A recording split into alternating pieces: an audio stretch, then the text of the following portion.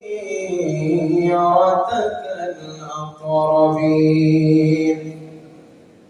তাআলা বলেন, নবী আমার, ইসলামের দাওয়াত গোপনে দেওয়া চলবে না। আপনি ইসলামের দাওয়াত প্রকাশ্যে দেওয়া আরম্ভ করুন। ইসলামের দাওয়াত গোপনে দেওয়া যাবে না। আপনার নিকট আত্মীয় যারা আছে, আপনি তাদের কাছে ইসলামের দাওয়াতটা প্রকাশ করে দেন। আল্লাহ রাসূল বুঝতে পারলেন, আমার নিকট আত্মীয় আবু জাহাল, আমার নিকট আত্মীয় আবু লাহাব, আমার নিকট আত্মীয় উতবা আর শাইবা। আল্লাহর হাবিব বুঝতে পারলেন, এদেরকে ইসলামের দাওয়াত দিতে হবে। এই ব্যাপারে আল্লাহ আমার কাছে ওহী প্রেরণ করেছেন। আল্লাহর নবী চিন্তা করলেন, আমি যদি এখন প্রকাশ্যে দাওয়াত দেই, ওই কাফেররা আমার উপর আক্রমণ চালাতে পারে, আমার উপরে নির্যাতন চালাতে পারে। এই জন্য আমি নবী কৌশল অবলম্বন করব। আল্লাহ রাসূল তিনটা কৌশল অবলম্বন করলেন। কয়টা? আল্লাহ নবী এক নাম্বার কৌশল অবলম্বন করলেন, নবীজি বাড়িতে একটা খানা দানার ব্যবস্থা করলেন, আয়োজন করলেন। আল্লাহ রাসূল চিন্তা করলেন, ওই দাওয়াতের মধ্যে আমি নবীর নেতা শ্রেণীর মানুষদেরকে দাওয়াত করব। ওই নেতারা আমি নবী আমার বাড়িতে যখন আসবে, আমি আল্লাহর হাবিব তাদেরকে ইসলামের দাওয়াত দিয়ে দিব। নবীজি চিন্তা করার পর নেতারা আল্লাহর হাবিবের বাড়িতে আসলেন। নবীজি দুপুরবেলা খাওয়া দাওয়া কমপ্লিট করে দেওয়ার পর নবীজি নেতাদেরকে দাওয়াত দিবেন। এমত অবস্থায় ওই নেতাদের মধ্যে আবু লাহাব দাঁড়িয়ে যায়। আবু লাহাব দাঁড়ায়া আল্লাহর নবীকে গালাগালি দেওয়া আরম্ভ করলো, আল্লাহর নবীকে আজে বাজে কথা বলা আরম্ভ করলো। আল্লাহর নবী বুঝতে পারলেন, আবু লাহাব বুঝতে পেরেছে আমি মুহাম্মদ আজ তাদের ইসলামের দাওয়াতটা দেব। এই জন্য আবু লাহাব আমাকে গালাগালি করা আরম্ভ করলো। আল্লাহর নবী চিন্তা করলেন, না না, আজ আর ইসলামের দাওয়াত দেওয়া যাবে না। তাহলে আবু লাহাব কাফেরদের কাছে, অন্য নেতাদের কাছে আবু লাহাব অবিশ্বাসে পরিণত হবে। আল্লাহ নবী চিন্তা করে, ওই দিন দুপুরবেলা রাসূলের দাওয়াত দিবেন না। কাফেররা সবাই নবীর বাড়ি থেকে চলে যায়। রাস্তার মাঝখানে আবু লাহাবকে অন্য নেতারা ধরেছে, আবু লাহাব তুমি মুহাম্মদকে কেন গালি দিয়েছো? আবু লাহাব বলে, এই জন্য আমি মুহাম্মদরে গালি দিলাম, আমি মনে করছিলাম মুহাম্মদ যেন আমাদের ইসলামের দাওয়াতটা দেবে, এই চিন্তা করে আমি মুহাম্মদকে গালি দিয়েছিলাম। কাফেররা বলে, কই মুহাম্মদ তো দাওয়াত দেয় নাই। কাফেররা বলছে, কই মুহাম্মদ তো দাওয়াত দেয় নাই, তো তুমি গালি দিছো কেন? আল্লাহ বলছেন, না, আমি যেন মনে মনে করতেছিলাম মুহাম্মদ দাওয়াত দেবে। ও মনে করতেছিল। আল্লাহ রাসূলের টার্গেট মিশন কিন্তু সাকসেস। আর হাদিসে আছে, আবু লাহাব নবীর কাজে সবথেকে বেশি মাথা মারত, বিরাট মাথা মারত, বাধা দিত। তাই নবী টার্গেট নিলেন, আবু লাহাবের আগে কাফেরদের টার্গেট বানাতে হবে। তাই নবী দাওয়াত না দিয়ে কাফেরদের কাছে আবু লাহাব টার্গেট, তুমি মুহাম্মদকে খামাখা গালি দিলে, মুহাম্মদ আদর করে যত্ন করে আমাদের খাওয়া দাও, আর তুমি তারে গালি দিয়ে খাও না। কাফেরদের কাছে টার্গেট হয়ে গেছে আবু লাহাব। কয়েকটা দিন চলে গেছে। নবী চিন্তা করলেন, খাওয়া দাওয়া এবার একটা বড় আয়োজন করি। আর নবীর কাছে কিন্তু তখন অনেক টাকা বলতো, কেন বলেন? খাদিজার সব সম্পদ কার কাছে? নবীর কাছে। সব সম্পদ নবীর কাছে। আমরা খাদিজার পুত্র রাদিয়াল্লাহু আনহা মক্কার মধ্যে একজন, মানে ধনী ব্যবসায়ীর মধ্যে একজন। তো রাসূলের সব, খাদিজার সব সম্পদ নবীর কাছে। এখন এগুলো তো ইসলামের কাজে লাগাইতে হবে। নবী এবার কৌশল করলেন, আমার বিরাট বড় একটা সেমিনার ব্যবস্থা করলেন। ওই সেমিনারে হাদিসে আসছে 42 জন নেতাদের দাওয়াত করেছে। হাশিম বংশের নেতা, কুরাইশ বংশের নেতা, কাইনুকা বংশের নেতা, বানু নাজির গোত্রের নেতা, আরো যারা অন্যান্য আরো গোত্র ছিল মক্কায়, সবাইকে দাওয়াত করেছিল, একটাও বাদ দেয় নাই।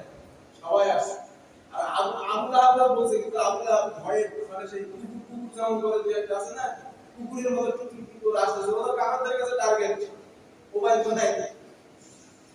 রাসূলুল্লাহ সাল্লাল্লাহু আলাইহি ওয়াসাল্লাম ওই সেমিনারের মধ্যে নেতারা সব সামনে বসা, খাওয়া দাওয়া দেবে, দেওয়ার আগে একটু ভাষণ টাষণ হয়, খাওয়া দাওয়া দেওয়ার আগে, যেমন আমরা খানা বাড়িতে খাওয়া দাওয়া দেওয়ার আগে একটু সাফ সাফাই করি, তারপরে খাওয়া দাওয়া হয়। তো নবীজি আগে একটা ভাষণ দিলেন, খুতবা দিলেন। ওই খুতবা দেওয়ার পর নবী কিছু কথা ওদেরকে বললেন। দেখেন নবী কি বলেন।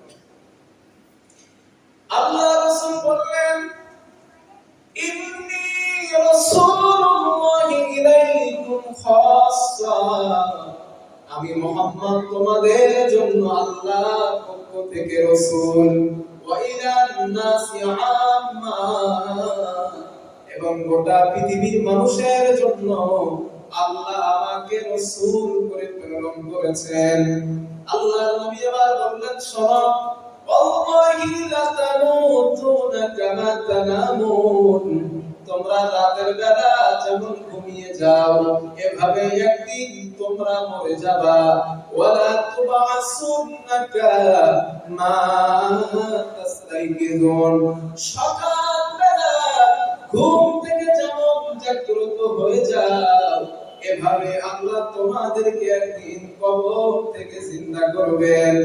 আল্লাহর নবী এবার বললেন, শোনো জনগণ, ওয়ালা তুহাসাবুন্না বিমা আমিলতুম, তোমরা দুনিয়ার জমিনে ভালো এবং মন্দ যা কাজ তোমরা করো, এর পুঙ্খানুপুঙ্খানু হিসাব আল্লাহর সামনে হাসরের ময়দানে দেওয়া লাগবে। আল্লাহ রাসূলের কথা বলে বলেন, ওয়াল জান্নাতু আবাদা ওয়ান নারু আবাদা, জান্নাত চিরস্থায়ী জায়গা, জাহান্নাম চিরস্থায়ী জায়গা। নবী এই কথাগুলো বলে আল্লাহ নবী বসে পড়লেন। আবু লাহাব আজকে আবার গাড়ি দিতে যাবে, আবু তালেব বলে, আরে বস, তুই কতদিন সংসারে বসছিস, বস। আবু তালেব দাঁড়িয়ে গেছে। আবু তালেব দাঁড়িয়ে বলে, ভাতিজা মুহাম্মদ, ইনজিল মাউইতা, ও ভাতিজা মুহাম্মদ, তোমার রব তোমাকে যে আদেশ দিয়েছে তুমি তোমার কর্ম পদ্ধতি নিয়ে সামনে এগিয়ে যাও। লা আযুলু আরাকুকা, আমি আবু তালিব দুনিয়ার জমিনে যতদিন জীবিত থাকবো, আমি তোমার চাচা আবু তালিব তোমাকে অভিভাবক হিসাবে সংরক্ষণ করব। নবী চিন্তা করলেন আমি সাকসেস, আর রাসূল চাচ্ছিলেন আমার চাচা আমার পক্ষে আসবে, কারণ আবু তালেব বলে আমার মতওয়ালি পাওয়ার আছে। যেমন আজকে গতকাল হাজী নুরুল মারা গিয়েছে না, গতকাল ওই যে এমপি হাজী নুরুল সাহেব উনি মারা গিয়েছেন। তো আল্লাহ ওনাকে মাফ করে দেন, যেহেতু মুসলিম। তো হাজী নুরুলের একটা বাবা ছিল না এমপি বলে, না আমি রাজনীতি করি না ভাই, আপনারা সেদিন বলেন না আমি রাজনীতি করিও না, কোন দলের না যার করতেও বলি না, আমার রাজনীতি পছন্দ না। একটা এক্সাম্পল দেবো তাই বলছি, মারা গিয়েছে আমাদের বসিরহাটের এমপি, উনি মারা গিয়েছেন। তো ওনার একটা ক্ষমতা ছিল, পাওয়ার ছিল রাজনৈতিক ভাবে। তো এই রাজনৈতিক ভাবে আবু তালেবের একটা পাওয়ার ছিল, উনি এমন এমপি ছিলেন, কাবার মুতাওয়াল্লির এমপি। তো কাবার মুতাওয়াল্লির একটা পাওয়ার আছে, নবী চাচ্ছিল আমার চাচারা আমার পক্ষে আসবে। এখন আবু লাহাব নবীকে গালি দিতে যাবে, আবু তালেব আর কাফের বলে, আরে তুই বস, কতদিন মুহাম্মদকে গালি দিছিস। ওসে টার্গেট বানিয়েছিল আবু তালেব, এই আবু লাহাবের টার্গেট বানিয়েছে। কত বেরে নিয়ে আমার নবী সুবহানাল্লাহ বলেন, সুবহানাল্লাহ। যদি আবু লাহাবের টার্গেট নবী না বানাইতো তাহলে আজ ওই আবু লাহাব আজকেও বের হতো মাত্র না। আল্লাহর নবী চিন্তা করলেন, চাচা তো আমার পক্ষে আর টেনশন নাই, এবার পুষ্টি শুদ্ধ দাওয়াত দেব। বুখারীর বর্ণনা সাঈদ আলাল জাবাল আলাস সাফা, আল্লাহর নবী সাফা পাহাড়ে দাঁড়ালেন, বিভিন্ন গোত্রের নাম ধরে ধরে আল্লাহর নবী আহ্বান করলেন। বনু ইয়া বনু হাশিম, ইয়া বনু কুরাইশ, ইয়া বনু কাইনুকা, বিভিন্ন গোত্রের নাম ধরে ধরে আল্লাহর নবী আহ্বান করলেন। বিভিন্ন গোত্রের মানুষেরা হাজির। আল্লাহর নবীর কথায় ব্যস্ত থাকার কারণে তারা নবী ডাকে আসতে পারে নাই। অনেক মানুষ অসুস্থ, নবী ডাকছে আসতে যারা পারে নাই। হাদিসে আসছে আরসালা রাসূলান লিউযিরা মা হুয়া, আসতে যারা পারে নাই তারা দূত পাঠিয়ে দিল, যাও না মুহাম্মদ কেন ডাকে ডেকে এসো। মুহাম্মদ তো আমাদের কখনো খামোখা ডাকে নাই। লক্ষ লক্ষ মানুষ সাফা পাহাড়ে কত দেশে হাজির। আল্লাহর নবী বললেন, আল্লাহর নবী সমস্ত মানুষদেরকে লক্ষ্য করে বললেন, আরাআইতাকুম লাউ আন্না খায়রান বিল ওয়াদি, আমি মুহাম্মদ তোমাদেরকে যদি বলি এই পাহাড়ের পিছনে একদল ঘোড়সওয়ারি অপেক্ষা করছে, তুরিদু আন তুদিরা আলাইকুম, যারা তোমাদের উপরে অতর্কিত হামলা চালাবে, অকুতুম মুসাদ্দিকিয়া, তোমরা আমি মুহাম্মদ আমার কথাটাকে বিশ্বাস করবে। নবী এটা কাফেরদের জিজ্ঞাসা করেছেন। কেন জিজ্ঞাসা করছেন জানেন? বলি, আল্লাহর নবী যদি ডাইরেক্ট এসে বলতেন আমি নবী, আমার উপর ঈমান আনো, আমি নবী, আমার উপর ঈমান আনো, তো কাফেররা নবীর কথা নিত না। নবী চিন্তা করলেন আমি আগে আমার ব্যাপারে ওদের কাছ থেকে সার্টিফিকেট নেই, যে আমার কথার কারণ ব্যাপারটা ওদের কাছে কেমন লাগে, আমি মুহাম্মদকে তারা বিশ্বাস করে কিনা। তাই নবী বললেন আমি মুহাম্মদ পাহাড়ের উপরে, আমি পাহাড়ের নিচে তো দেখতে পাচ্ছি, সুতরাং আমি যদি তোমাদের বলি এই পাহাড়ের পিছনে একদল ঘোড়সওয়ারি সশস্ত্র অস্ত্র শস্ত্র নিয়ে অপেক্ষা করছে, তোমাদের উপরে আচমকা হামলা চালাবে, অকুনতুম মুসাদ্দিকিয়া, তোমরা আমার এই কথাটাকে বিশ্বাস করবে? নবী ওদের জিজ্ঞাসা করেছে কাফেরদের। এখন কাফেররা এই কথায় নবী কি বলে দেখেন, আল্লাহর নবী যখন এই কথা বললেন কাফেররা দাঁড়িয়ে বলল মুহাম্মদ ক্বালু নাআম, হ্যাঁ অবশ্যই আমরা বিশ্বাস করব। আল্লাহর নবী বলেন কেন বিশ্বাস করবা? কাফেররা জবাব দিল এই জন্য বিশ্বাস করব, মা জাল্লাতনা আলাইকা ইল্লা সিদকা, ও মুহাম্মদ আমরা তোমাকে কোনদিন মিথ্যা কথা বলতে শুনি নাই। ওরা বলতেছে, কাফেররা বলতেছে, নবী বলছে সত্য, আমি মিথ্যা বলি না, সত্য বলছো? কাফেররা বলছে প্রশ্নই আসে না মিথ্যা বলার আপনার, কেন? আমরা আপনারে আলামিন উপাধি দিছি অমনি, আপনি সত্যবাদী বিশ্বাসী, আপনি আমাদের টাকা পয়সা সোনা দানা আমরা আপনার কাছে আমানত রাখি, আপনি এত ভালো মানুষ।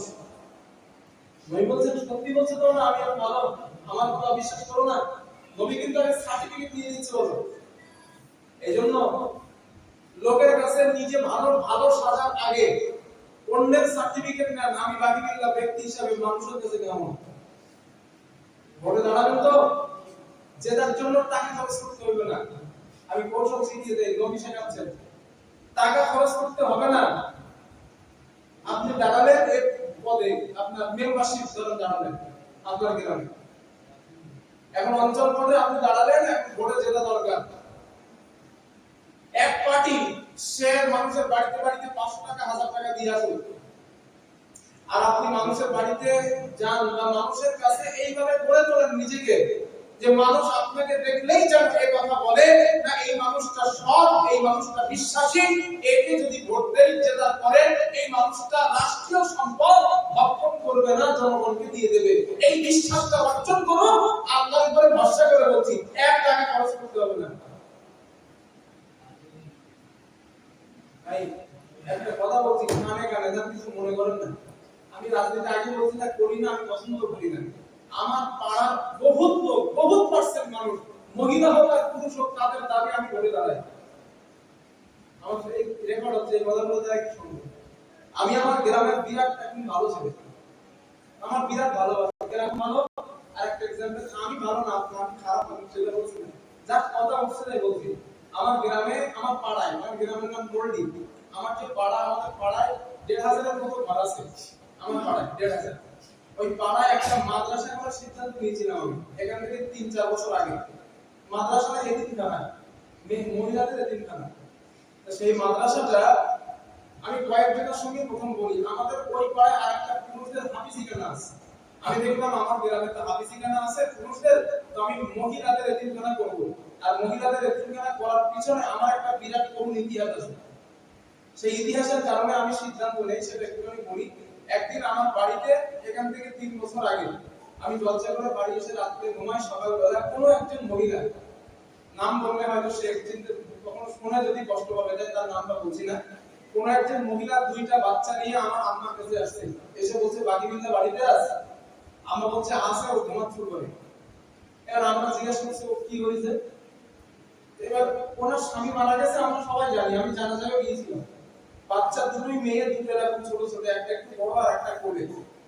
তা আমি এই কথা বলতে বলতে নিচে আসছি, এসে দেখি ওই মহিলাটা, আমি ঘটনা কি, আমার সঙ্গে কাঁদছে আর বলছে চাচিমা আপনার, মানে আমাদের সম্পর্কের ছেলে হয়, আমাদের ভাই হয়, বলছে চাচিমা আপনার ছেলে মানে প্রায় 2.5-3 লক্ষ টাকার মতো দেনা করে রেখে মারা গেছে। আমার সংসার চলে না এখন এই অবস্থা, আমি সংসার চালাইতে পারতেছি না, এই বাচ্চাগুলো দুধ কেনা, এই বাচ্চাগুলো এমন অসহায়, আমি নিজে আর নিজেই কন্ট্রোল করতে পারছি না, আমি পাচ্ছি না। এই কথাগুলো সেদিন শুনছিলাম আর নিজে কাঁদছিলাম যে আল্লাহ, এত একটা মানুষ, এই ছোট ছোট দুটো বাচ্চা, সেটা তার চলার একটা ব্যাপার রয়েছে। তো রাসূলুল্লাহ সাল্লাল্লাহু আলাইহি ওয়াসাল্লাম কথাটা আমার মনে আসছে, নবীজি বলেছিলেন মাত্তারাকা মাওলা, তোমাদের মধ্যে কেউ যদি সম্পদ রেখে মারা যায়, ফালিয়ানিসু আসালাতু মান কানা ফি দুনিয়া, দুনিয়ার ওয়ারিস যারা আছে, দুনিয়ায় যারা আত্মীয়-স্বজন আছে, ওই সম্পদের ভাগ তারা নেবে। এরপরে নবীজি পৃথিবীর মানুষকে বলেছিলেন অমান তারাকা দাইনান, তোমাদের মধ্যে কেউ যদি ঋণ রেখে মারা যায়, ঋণ রেখে মারা যায়, আও বায়াআন, অথবা এমন পরিবার রেখে মারা যায় যাদের দেখাশোনা করার কেউ নাই, নবী বলেছিলেন খালিয়া তিনি, আমি নবী আমার কাছে পাঠিয়ে দাও, আমি রাসূল আমার কাছে পাঠিয়ে দাও, আমরা মাওলা, আজ থেকে আমি মুহাম্মদ ওই অসহায় পরিবারের অভিভাবক, আমি মুহাম্মদ নিজেই হয়ে গেলাম। সুবহানাল্লাহ। তো রাসূলের হাদিসটা মনে আসছে, আল্লাহ যেই রাসূলের বাড়িতে খাবার কিচ্ছু ছিল না, যেই মানুষটা আর্থিক দিক দিয়ে অসহায় ছিলেন, সেই মানুষটা বলছে এমন কেউ থাকলে আমি মুহাম্মদের কাছে পাঠাও, যেভাবেই হোক আমি তার খাবারের ব্যবস্থা করব। সেই দিন সিদ্ধান্ত নিয়েছিলাম, বাবু তুমি যদি আমার সফলতা দাও, আমি এতিমখানা একটা করব। তো সেই স্বপ্ন আমার রব পূরণ করেছে। বর্তমানে আমি গ্রামের আমার পাড়ায় যারা আলেম তাদেরকে এক জায়গায় বসিয়েছিলাম, গ্রামের 50টা যুবকদেরকে আমি এক জায়গায় বসিয়েছিলাম। সেই যুবকদের সামনে বলেছিলাম আমি একটা এতিমখানা করতে চাই, তোমরা কি আমার সাথে আসো? তারা একবারই বলেছিল হ্যাঁ আস। একটা বিল্ডিং কমপ্লিট হয়ে গেছে, আর একটা বিল্ডিং 7 দিন পর্যন্ত হয়েছে, 7টা বাকি। ইনশাআল্লাহ রোজার পরে এতিম বাচ্চা ভর্তি দেব ইনশাআল্লাহ। আল্লাহ সব পূরণ করেছে। যদি এতিম বাচ্চা থাকে আপনার এলাকায় পাঠিয়ে দিও, এই বাকিগুলো উঠে গেছে। আমি যত সম্ভব এই আপনারা যাতে অর্থ দেন আমার, আমি কালেকশন মানুষের কাছে চাই না। এই যে আপনারা আমার টাকা দেন না, আমি এই টাকা দিয়ে জমি জায়গা কিছু করি না। আল্লাহ আমার কথা শুনছেন আর আমার দুনিয়া ফেরেশতা দিচ্ছেন আমার কথা। আমি জমি জায়গা কিছু করি না, ওই টাকাগুলো জমিয়ে এই প্রায় 25-30 লক্ষ টাকা নিজের টাকা খরচ করতে পারে। আল্লাহ সব শুনছেন আমার কথা। আমি কিচ্ছু করি না ভাই, আপনার মনে করেন নজরুলের টাকা দিচ্ছি না, আমি কিচ্ছু করি না, সব ওইটা করেছি। হয়তো এদিন কেন আমার পরে আপনাদের কাছে কখনো হাত পাতবো, যদি একা না পাই তখন হয়তো হাত পাতবো, ভাই আমি আর পাচ্ছি না আমার কাছে।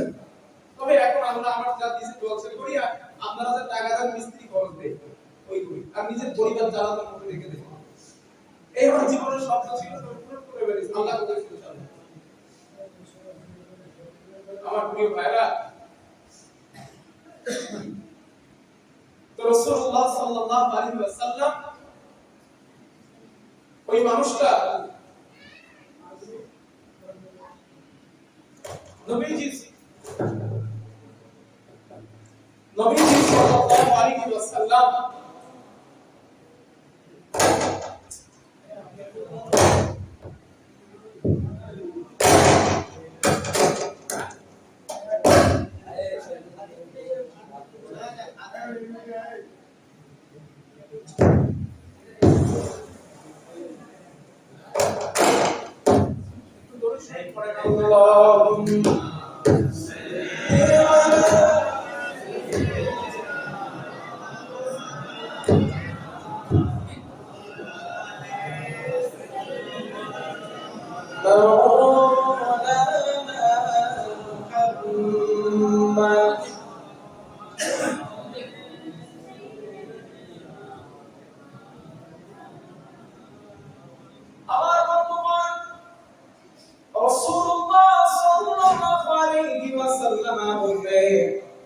তোমরা আমাকে কি বিশ্বাস করবা? কাফেররা বলছিল হ্যাঁ করব। আল্লাহর নবী এবার তাদের সকলকে লক্ষ্য করে বলেছিলেন ফাইন্নামা আনা নাযীরুল লাকুম বাইনা ইয়াদাই আযাবিন শাদীদ। আমি নবীজি তোমাদেরকে জাহান্নামের ভয় দেখাই। আমি নবী তোমাদেরকে আযাবের ভয় দেখাই। আমি রাসূল তোমাদের জন্য আল্লাহর পক্ষ থেকে বিশেষভাবে রাসূল তোমাদের জন্য সুসংবাদকারী হিসাবে এসেছি। আমি নবী জাহান্নামে ভয় প্রদর্শক নেতা হিসাবে এসেছি। আল্লাহ